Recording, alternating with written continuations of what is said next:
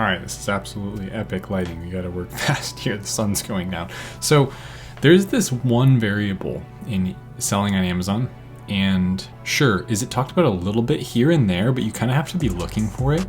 A lot of product research videos don't bring this up, and I felt a personal responsibility to talk about this.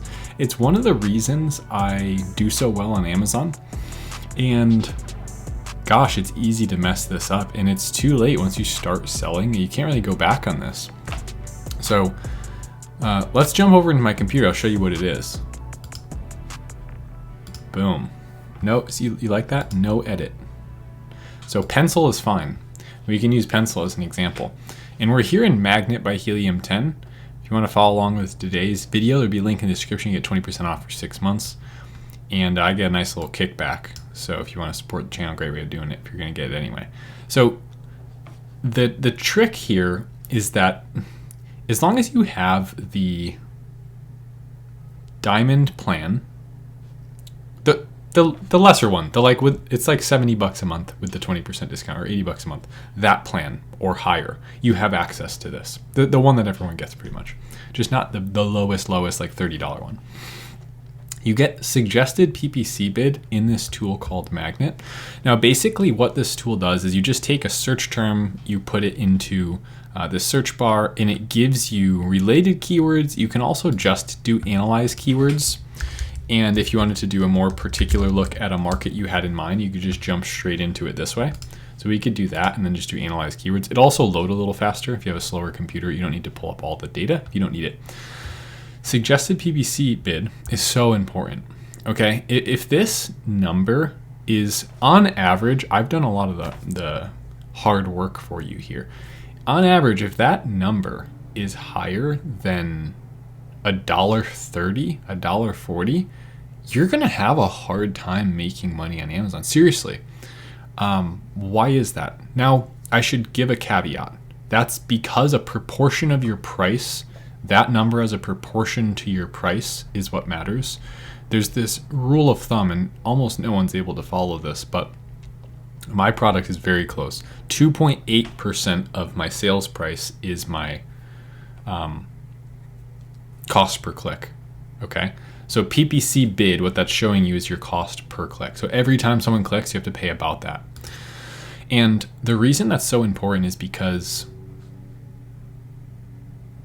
you don't make sales without spending on ads on Amazon unless you have like the lowest price in the market. That's pretty much all that the only reason you would make sales, or you're in such a small market with so few other relevant search terms, which is an ideology I used to kind of have, that you would just show up because you have the right listing, like the right title, and organic, like back in the day as like a real game strategy. If you're going over anything that's actually going to make you any real amount of money, this suggested PPC bid is so important. Now let me show you, if we were to click through, say this was your market, where do you go from there? We just said that it's not that number necessarily, but it's a proportion, or the ratio between that number and your price. So if that number is 10% of the average prices that are listed here on Amazon, you're in trouble.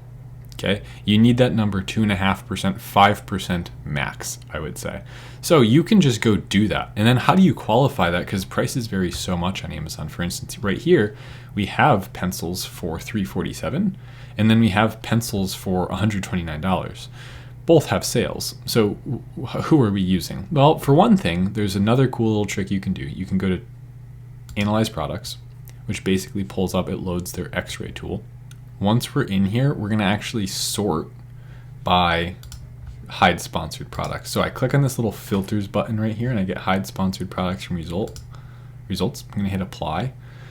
And now we get a better look at how, and don't touch anything, don't touch it. Everyone, I do consulting calls. There's a link in the description, by the way, to my 7-day free challenge. If you go through that, at some point you might have an opportunity to do consulting with me. The price, like the way you sort, you don't just come in here and do this, right? Because now everything's all messed up, right? That's not how I want to see the way they rank on Amazon from high to low. So this is the way the page actually loads, which is giving you so much information because, well, I want to see what the top performers based on sales rank for this keyword actually do. Okay, so now that rant's over. Now don't even scroll. Whatever is the highest price on here, you can sell for a similar offer at that price. Don't assume you can sell for any higher than that. Just look at the page. Whatever's in the top 30 or 40 organic ranked positions, you can sell for that price. And that's something that like I followed. So I did not charge. Now I tried this out. I priced myself at the highest price currently in my market, other than myself, before I started selling. It was $34.99. Tested that price. Works beautifully. That's where I sell. That's where I've sold out for the last 2 years pretty much. Or 18 months. Last 2 weeks ago, I changed my price to $39.99. Sales kept going in. Profit margins went up. But slowly and steadily, sessions started dropping a little bit. BSR started going up. Conversion rate didn't shift that much. It was just more so click-through rate. Like we weren't getting as many, like people right off the bat, I think they were getting a little scared of the price and just not even coming to the listing. But the people who came still bought at the same conversion rate. Conversion rate varies between 15, 16, or 17%. Week by week, month by month, pretty much always around in that range for the product I'm referring to. It was at 17% throughout that whole time frame. That price increase, if we look at the time frame as a whole.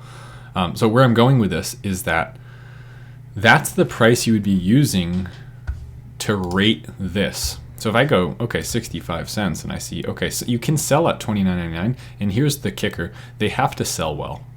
Sell well is arbitrary, but you know what that means. If they're doing 5K, who cares? If they're doing 6K, who cares? If they're doing 30K, 40K, 100K, okay, then yeah, that sells well. And so this 320 pencils you can sell for $29.99. Now, we're using a weird example here, just pencils, like commodity product, but we know that that's the case.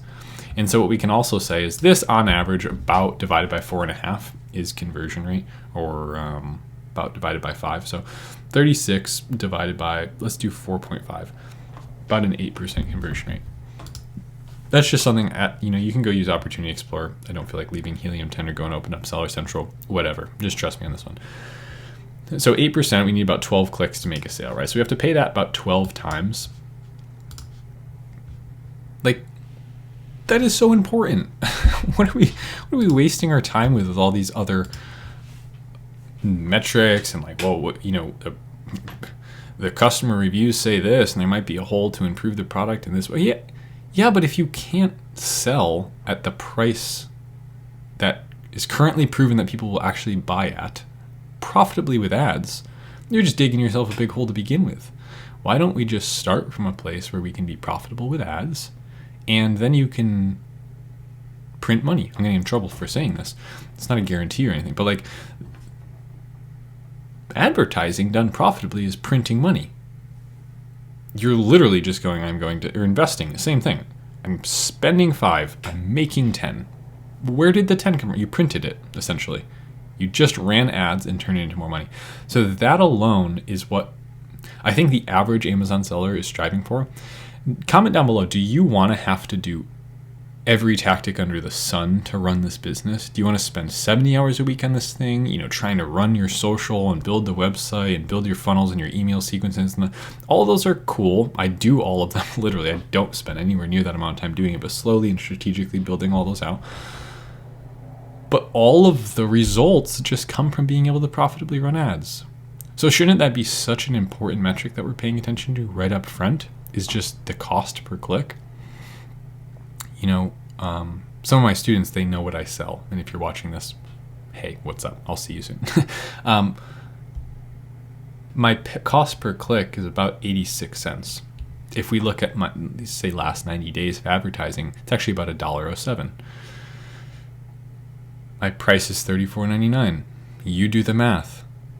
2.5%, 3% of, like, if you're spending 10% of your price of your product just to get a click, and then you need somewhere between 8 and 12 clicks, 7 and 15 clicks, 7 and 20 clicks to make a sale, you're screwed. Look at what that's doing. If you spend 10% of your price of your goods on a click, okay, and only 40% of the price of your goods is profit, then in 4 clicks, you make no money. That's a 25% conversion rate. That is insanely high. You probably will not, I will say this, you will not convert 25% of people. You'll convert 20, 15 if you're great. And you have a high, this goes way back into consumer behavior in your market. And we can go and look. This is another thing that I would look at. What is customer shopping behavior like in my market? Is it a big problem they want to solve right away? Is it something they love and they're happy to invest in more of it and they just get there and they want to buy it? Or is it just people messing around and goofing off and goobing and hanging and chilling? And I don't know where I'm going with this. A good example is you look up like a mushroom growing kit, it's like 2% conversion rate. Why is that? Well, maybe like myself and like some other people, you get bored and you look up a mushroom growing kit. I do some fun little hobbies. I like, love nature, like going outside, fishing, outdoors, camping. Like I heard there's such thing as, or I saw one in a store. I was like, what is that like?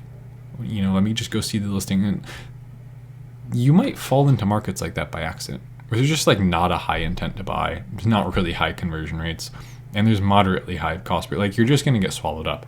And so in that sense, there's this huge glooming trap waiting for people to fall into it. But it's just like darkness. Like as soon as you have a flashlight and just point it there, it's just gone. So like as soon as we know about it and you're just diligent in looking for it, don't worry, don't fret. Like this is not a big deal. You can just look for markets where there's lower cost per clicks. If you don't know about this, you get into your market and go, holy hell, I'm spending way too much on ads and I'm still not even getting the amount of sales I needed. You did not find product market fit. You went somewhere where likely people aren't willing to pay more for a better product. Maybe you went for a premium product and so now your price is high, conversion rate's even lower because of that. And so it just keeps getting worse and worse. Or I go somewhere where A, customer does care about a better option. B, they have a huge problem, they need to solve it right away. And I go into that market, maybe there's a barrier to entry, there's an ungating, there's a category this. And think this way too, where I'm going like first principles, just like what's possible. If I just meet these, I will make money. Think that way instead of just like what's the easiest possible thing to do. Easy is overrated. I don't know why everyone wants everything to be easy, easy, easy. Who cares about easy? Easy's boring, right? You have an easy day and it's like, it was whatever. I just chilled around, didn't do much. You actually want it to be a little bit harder, right? Like we like being challenged a little bit to work on. So make this, if you're interested in my channel, what I talk about, what I do selling on Amazon, make this just another one of those little things that you look for. Make it part of your checklist. Make it part of your routine for product research. And let me know what you start finding. You might even be able to do product research this way with this on mind via Magnet. And let me know in the comments down below if you'd be interested in a video about that. But other than that, thanks so much for being here, and I will see you in my next video. Later.